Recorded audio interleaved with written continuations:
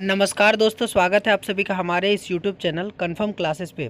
तो दोस्तों, आज की इस वीडियो में मैं आप सभी को जैक बोर्ड क्लास 11th का जियोलॉजी का वेरी इंपॉर्टेंट क्वेश्चन बताने वाला हूं, जो कि आप सभी का टर्म 2 का एग्ज़ाम के लिए काफ़ी ज़्यादा ज़रूरी है। आज के इस वीडियो में मैं आप सभी को 3 मार्क्स वाला और 5 मार्क्स वाला टोटल 15 क्वेश्चन बताने वाला हूँ, जो कि आप सभी का एग्ज़ाम के लिए काफ़ी ज़्यादा इंपॉर्टेंट है।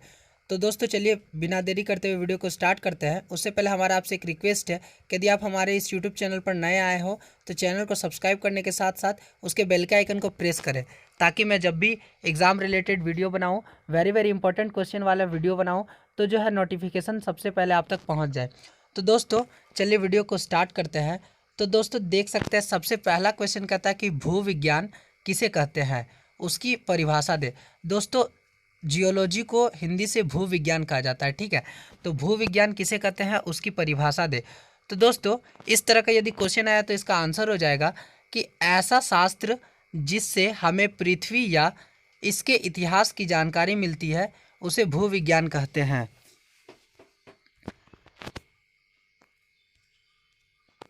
इसके आगे दोस्तों आप सभी को लिखना है कि जियोलॉजी शब्द का प्रयोग सर्वप्रथम रिचार्ड डिबेरी ने 1473 में किया था।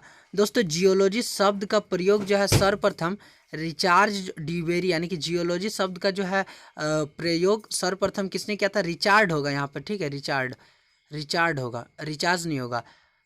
जियोलॉजी शब्द का प्रयोग सर्वप्रथम रिचार्ड डिबेरी, यहाँ पे रिचार्ज नहीं रिचार्ड होगा, ठीक है। रिचार्ड डिबेरी ने 1473 ईस्वी में किया था। दोस्तों, जियोलॉजी शब्द जो था उसका सर्वप्रथम प्रयोग किसने किया था? तो रिचार्ड डिबेरी ने 1473 ईस्वी में किया था। जियोलॉजी ग्रीक भाषा का शब्द है। जियोलॉजी जो है वो ग्रीक भाषा का शब्द है, जिसका अर्थ होता है, यानी कि जियोलॉजी का अर्थ होता है कि क्रमशः पृथ्वी विज्ञान, ठीक है। जियोलॉजी का अर्थ होता है क्रमशः पृथ्वी विज्ञान। तो ये हो जाएगा आपका इसका आंसर। तो दोस्तों, अगला क्वेश्चन कहता है कि खनिज विज्ञान क्या है। तो इसका आंसर हो जाएगा कि खनिज से संबंधित शाखा को खनिज विज्ञान कहते हैं। इसके अंतर्गत खनिज के भौतिक गुण, रासायनिक गुण, उसके बाद आप सभी को क्या लिखना है कि इसके अंतर्गत खनिज के भौतिक गुण, रासायनिक गुण, संरचना तथा इसकी उपयोगिता के बारे में अध्ययन करते हैं। तो ये हो जाएगा इसका आंसर। दोस्तों, अगला क्वेश्चन देखिए, अगला क्वेश्चन हमारा कहता है कि भू रसायन विज्ञान क्या किसे कहते हैं, ठीक है। भू रसायन विज्ञान क्या है, या फिर किसे कहते हैं, या फिर उसका परिभाषा क्या है, इस टाइप का क्वेश्चन रहेगा। तो आप सभी को क्या लिखना है कि इस विज्ञान का संबंध सेल तथा खनिज विज्ञान दोनों से है। इसमें मुख्य रूप से हम खनिजों के परमाणु के बारे में अध्ययन करते हैं। इस विज्ञान का संबंध सेल तथा खनिज विज्ञान दोनों से है। इसमें मुख्य रूप से हम खनिजों के परमाणुओं के बारे में अध्ययन करते हैं, ठीक है। ये हो जाएगा इसका आंसर। तो दोस्तों, अगला क्वेश्चन कह रहा है, अगला क्वेश्चन कह रहा है कि सेल विज्ञान क्या है, ठीक है। सेल विज्ञान क्या है? तो इसका आंसर हो जाएगा कि सेलों के निर्माण में किन किन खनिजों का योगदान है, समय के साथ साथ सेलों में क्या क्या परिवर्तन आए, या खेलों की जगह सेलो हो जाएगा, ठीक है, ये खेलों नहीं होगा। तो दोस्तों, इसके बाद आप सभी को लिखना है कि समय के साथ साथ सेलों में क्या क्या परिवर्तन आए तथा इनका मूल उत्पत्ति कैसे हुआ है, इन सभी चीज़ों के बारे में जानकारी प्राप्त करना सेल विज्ञान कहलाता है, ठीक है। इन सभी चीज़ों के बारे में जानकारी प्राप्त करना क्या कहलाता है? सेल विज्ञान कहलाता है। तो ये हो जाएगा आपका इसका आंसर।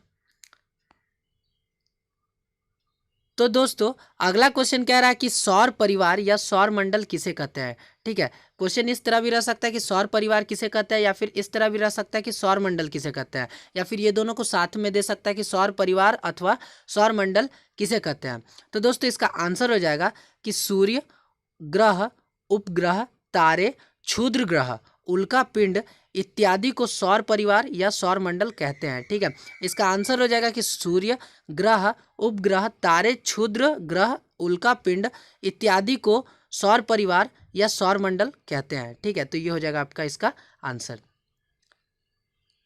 तो दोस्तों, अगला क्वेश्चन कहता है कि ग्रह क्या है, ठीक है। कुल ग्रहों की संख्या कितनी है? सबसे पहले हमें जानना है कि ग्रह तो नाम सुने हैं, लेकिन ग्रह क्या होता है, ये भी आप सभी को 2 मार्क्स का क्वेश्चन पूछ सकता है। तो दोस्तों, इसका आंसर हो जाएगा कि ग्रह एक पिंड होता है जो सूर्य का चक्कर लगाता है। ग्रह क्या होता है? एक पिंड होता है जो क्या करता है कि सूर्य का चक्कर लगाता है, यानी कि उसका परिक्रमा करता है। कुल ग्रहों की संख्या 8 होती है। कुल ग्रहों की संख्या कितनी होती है? तो 8 होती है। तो ये हो जाएगा आपका इसका आंसर। दोस्तों अगला क्वेश्चन कहता है कि पृथ्वी की भूगर्भिक संरचना के बारे में बताइए। ठीक है, पृथ्वी की भूगर्भिक संरचना के बारे में हमें बताना है। तो दोस्तों इसका आंसर हो जाएगा कि पृथ्वी की भूगर्भिक संरचना को हम 3 भागों में अध्ययन करते हैं। पृथ्वी की जो भूगर्भिक संरचना है उसको हम लोग 3 भागों में पढ़ते हैं, जो कि निम्नलिखित है। तो दोस्तों सबसे पहले मैं आप सभी को एक चीज़ ये समझा देना चाहूँगा कि अभी भी बहुत सारे बच्चे को ये चीज़ नहीं आता कि निम्नलिखित और उपयुक्त का मतलब क्या होता है। तो दोस्तों निम्नलिखित का मतलब होता है कि नीचे लिखा हुआ है, और उपयुक्त का मतलब होता है कि ऊपर लिखा हुआ है। ठीक है, तो यहाँ पे देख सकते हैं कि जो कि निम्नलिखित है यानी कि नीचे लिखा हुआ है, क्या होगा? पहला सियाल, दूसरा सीमा, तीसरा नीफे। ठीक है, तो अभी इसका डिफिनेशन लिखेंगे। तो सियाल क्या होता है जान लेंगे। तो सियाल तो पृथ्वी की सबसे ऊपरी परत को भूपर्पट्टी कहते हैं। पृथ्वी का जो सबसे ऊपरी परत होता है यानी कि ऊपर वाला जो लेयर होता है पृथ्वी का, उसे क्या कहते हैं कि भूपर्पट्टी कहते हैं। तो दोस्तों इसे ही सियाल कहा जाता है। तो दोस्तों वो जो भूपर्पट्टी रहता है ना, उसे ही सियाल कहा जाता है। भूपर्पट्टी को ही सियाल कहा जाता है। इसमें सिलिकॉन तथा एल्यूमिनियम की अधिकता होती है। इसमें क्या होती है कि सिलिकॉन तथा एल्यूमिनियम की अधिकता होती है। सिलिकॉन तथा एल्यूमिनियम जो है वो अधिक मात्रा में पाया जाती है। इसमें अम्लीय पदार्थ की मात्रा ज़्यादा होती है। इसमें क्या होती है? अम्लीय पदार्थ, जो कि एसिड वाले जो पदार्थ रहते हैं उसका जो मात्रा ज़्यादा होती है। तो उसके बाद आप सभी को दूसरा लिखना है सीमा का डिफिनेशन, कि सीमा तो सियाल के नीचे सीमा पाई जाती है। सियाल जहाँ पे पाया जाता है उसका नीचे क्या पाई जाती है? सीमा पाई जाती है। इस परत में मैग्नीशियम तथा सिलिकॉन की अधिकता पाई जाती है। इस परत में क्या पाई जाती है कि मैग्नीशियम पाया जाता है और सिलिकॉन पाया जाता है। उसके बाद आप सभी को लिखना है कि यह परत ज्वालामुखी क्रिया को जन्म देती है। यह परत क्या करती है? तो ज्वालामुखी क्रिया को जन्म देती है। उसके बाद आप सभी को लिखना है कि इसमें क्षारीय पदार्थों की मात्रा ज़्यादा होती है। इसमें क्या होती है कि क्षारीय पदार्थों यानी कि जो बेस वाले मेटर होता है उसका जो है मात्रा ज़्यादा होती है। उसके बाद आप सभी को क्या लिखना है, देख सकते हैं यहाँ पे कि इसकी गहराई 1000 से 2000 किलोमीटर तक होती है। ठीक है, इसकी गहराई जो होती है वो 1000 से 2000 किलोमीटर तक होती है। तो ये हो जाएगा इसका डिफिनेशन। उसके बाद दोस्तों थर्ड नंबर वाला जो आप सभी का है यानी कि नीफे, उसका आप सभी को डिफिनेशन क्या लिखना है कि यह सबसे आंतरिक परत है। यह सबसे आंतरिक यानी कि अंदर वाला परत, जिसका आंतरिक परत बोला जाता है। यह अत्यधिक कठोर है। यह अत्यधिक कठोर है यानी कि हार्ड है। इसमें निकेल और फेरस तत्वों की अधिकता है। इसमें कौन कौन सा तत्व पाए जाते हैं? तो निकेल पाया जाता है और फेरस पाया जाता है। ठीक है, तो ये हो जाएगा आपका इसका आंसर। तो दोस्तों यहाँ पे देख सकते हैं, यहाँ पे क्वेश्चन क्या पूछा था कि पृथ्वी की भूगर्भिक संरचना को हम 3 भागों में अध्ययन करते हैं, जो कि निम्नलिखित है। पृथ्वी की भूगर्भिक संरचना के बारे में पूछा था। तो दोस्तों इस टाइप्स का क्वेश्चन आप सभी को या तो 3 मार्क्स का पूछेगा, ठीक है, या फिर 5 मार्क्स का पूछेगा। तो इसको जो है वेरी वेरी इंपॉर्टेंट है, तो इसको जो है नोट डाउन कर लीजिए और साथ ही याद कर लीजिए। दोस्तों अगला क्वेश्चन में चलते हैं। अगला क्वेश्चन कह रहा है कि अपक्षय क्या है। ठीक है, अपक्षय जानना है क्या है। तो इसका आंसर हो जाएगा कि चट्टानों का अपने स्थानों पर ही टूट फूट कर विघटन या अपघटन की क्रिया को अपक्षय कहते हैं। दोस्तों अपक्षय क्या होता है कि जो पत्थर वगैरह रहता है, चट्टान, जो बड़े बड़े पत्थर रहते हैं, उनका क्या होता है कि अपने ही स्थान पर टूट टूट कर विघटित हो जाते हैं, यानी कि इधर उधर अपघटित होने लगते हैं। ठीक है, चढ़कने लगते हैं। उस प्रक्रिया को क्या कहते हैं? अपक्षय कहते हैं। चट्टान जो है अपने ही स्थानों पर खुद से ही टूट कर अपघटन या फिर विघटित होने लगते हैं, उस प्रक्रिया को अपक्षय कहते हैं। तो ये हो जाएगा आपका इसका आंसर। दोस्तों अगला क्वेश्चन कह रहा है कि अपक्षय के कितने प्रकार होते हैं। अपक्षय जो मैंने आप सभी को अभी बताया, उसका जो कितने प्रकार होते हैं वो हमें इस क्वेश्चन में बताना है। तो दोस्तों इसका आंसर हो जाएगा, देख लीजिए कि अपक्षय के 2 प्रकार होते हैं। अपक्षय के कितने प्रकार होते हैं? तो अपक्षय के 2 प्रकार होते हैं। कौन कौन से? तो पहला रासायनिक अपक्षय और दूसरा होता है जैविक अपक्षय। तो इसके बारे में हम लोग डिफिनेशन के साथ जानेंगे। तो रासायनिक अपक्षय किसे कहते हैं? तो सैलों के तत्व जब रासायनिक अभिक्रिया करके चट्टानों का अपघटन करते हैं उसे रासायनिक अपक्षय कहते हैं। सैलों का तत्व क्या करते हैं कि रासायनिक अभिक्रिया करने के बाद चट्टानों का अपघटन करने लगते हैं, उसे रासायनिक अपक्षय कहते हैं। ठीक है, तो ये हो जाएगा इसका रासायनिक अपक्षय का डिफिनेशन। दूसरा दोस्तों, दूसरा इसका प्रकार है कि जैविक अपक्षय। ठीक है, तो जैविक अपक्षय के बारे में भी जान लेंगे कि आखिर जैविक अपक्षय होता क्या है। तो दोस्तों इसका डिफिनेशन हो जाएगा कि अपक्षय की क्रिया में जैविक तत्व का भी सहयोग होता है। अपक्षय की क्रिया में जैविक तत्व का भी क्या रहता है? सहयोग रहता है। जैसे मनुष्य, वनस्पति, अन्य जीवों द्वारा किया गया अपक्षय जैविक अपक्षय कहलाता है। मनुष्य, वनस्पति, अन्य जीवों द्वारा किया गया अपक्षय जैविक अपक्षय कहलाता है। ठीक है, तो ये हो जाएगा इसका आंसर। दोस्तों इस टाइप्स का भी क्वेश्चन जो आप सभी को पूछेगा वो जो 3 मार्क्स का पूछेगा। ठीक है, और यदि आप सभी को इस टाइप्स का क्वेश्चन यदि एग्जाम में 2 मार्क्स का पूछता है तो इस टाइप्स का पूछेगा कि अपक्षय कितने प्रकार, अपक्षय किसे कहते हैं और अपक्षय कितने प्रकार के होते हैं। तो आप सभी को मैंने अभी यहाँ पे देख लीजिए अपक्षय का जो है डिफिनेशन बताया, तो वो लिख देना है कि चट्टानों का अपने स्थानों पर ही टूट फूट कर विघटन या करने के विघटन या अपघटन की प्रक्रिया को अपक्षय कहते हैं। उसके बाद दोस्तों आप सभी को केवल और केवल ये लिखना है कि अपक्षय के 2 प्रकार होते हैं, रासायनिक अपक्षय और एक जैविक अपक्षय। ठीक है, और एक क्या लिखना है कि जैविक अपक्षय, बस इसका डिफिनेशन नहीं लिखना है। यदि 3 मार्क्स और 5 मार्क्स का क्वेश्चन पूछे तो आप सभी को पूरा लॉन्ग टाइप्स का लिखना है। ठीक है दोस्तों, चलते अगला क्वेश्चन की ओर। अगला क्वेश्चन जो है वो कहता है कि अपक्षय को नियंत्रित करने के कारण बताएं। अपक्षय को नियंत्रित करना यानी कि कंट्रोल कैसे किया जाता है उसका जो है हमें कारण बताना है। तो इस टाइप्स का आपको क्वेश्चन जो है एग्जाम में 5 मार्क्स का ही पूछेगा।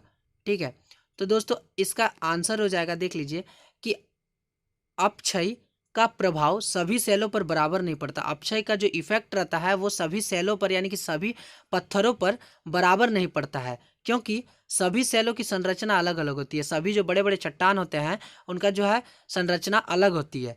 इस क्रिया को नियंत्रित करने वाले निम्नलिखित कारण है। इस क्रिया को कंट्रोल करने के लिए जो कारण दिया वो निम्नलिखित है, यानी कि नीचे लिखा हुआ है। तो आइए पढ़ते हैं। तो दोस्तों पहला दिया हुआ है, पहला कारण दिया हुआ है कि सेलों की कोमलता एवं कठोरता।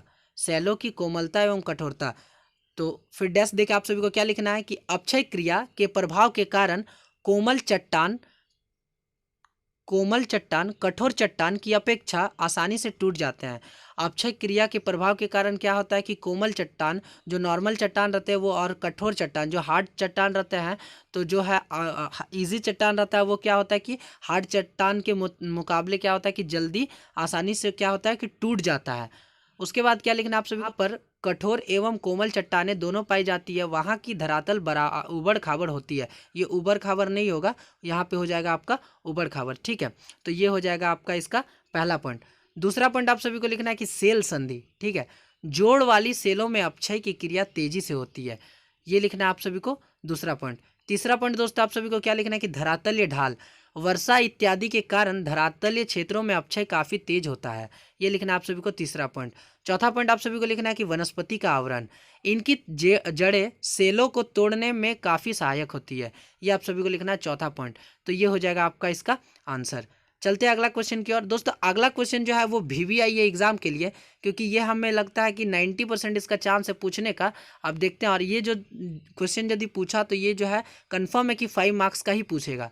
ठीक है, तो इसको आप लोग थोड़ा ध्यान दे दीजिए। तो दोस्तों ये क्वेश्चन कहता है कि मृदा अपरदन को नियंत्रित करने वाले कारक कौन कौन से हैं। मृदा अपरदन, दोस्तों मृदा मतलब मिट्टी होता है और अपरदन मतलब होता है कि कटाव। तो मिट्टी का जो कटाव होता है उसको नियंत्रित करना यानी कि कंट्रोल करने। मृदा का अपरदन यानी कि जैसे बारिश वगैरह होती है तो क्या होता है कि बहुत सारे पानी जो है वो मिट्टी को काट काट कर ले जाती है, तो वो जो है मिट्टी का कटाव होता है उस टाइम। तो और भी बहुत सारे रीज़न से क्या होता है कि मिट्टी का कटाव होता है, तो उसका अपरदन को यानी कि उसके कटाव को नियंत्रित करना यानी कि कंट्रोल कैसे हम लोग कर सकते हैं उसका रीज़न देना है। ठीक है, उसका कारक बताना। तो ये क्वेश्चन यदि एग्जाम में पूछा गया तो ये 5 मार्क्स का पूछा जाएगा, तो इसको जो आप लोग देख लीजिए। तो इसका आंसर आप सभी को लिखना है कि मृदा अपरदन को नियंत्रित करने के वाले कारक निम्नलिखित है। मृदा अपरदन को हम लोग जो कंट्रोल करेंगे उसके कारक जो निम्नलिखित है, यानी कि रीज़न जो है वो नीचे लिखा हुआ है। तो देखिए सबसे पहले आप सभी को पॉइंट वाइज लिखना है, लिखिएगा तभी आप सभी को सही मार्क्स मिलेगा, और ऐसे भी लिखिएगा लेकिन पॉइंट वाइज लिखने से बेटर रहता है। तो दोस्तों इसका पहला पॉइंट हो जाएगा कि वृक्षारोपण।